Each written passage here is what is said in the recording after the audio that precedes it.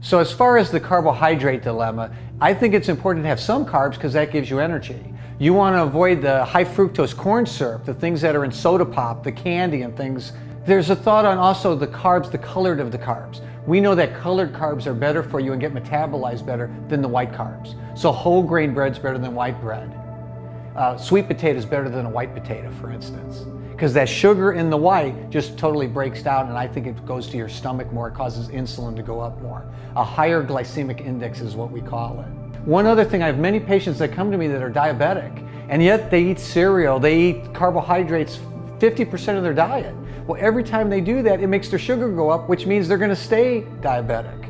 And so what I tend to do is always tell them it's okay to have a carb, but have a protein with it.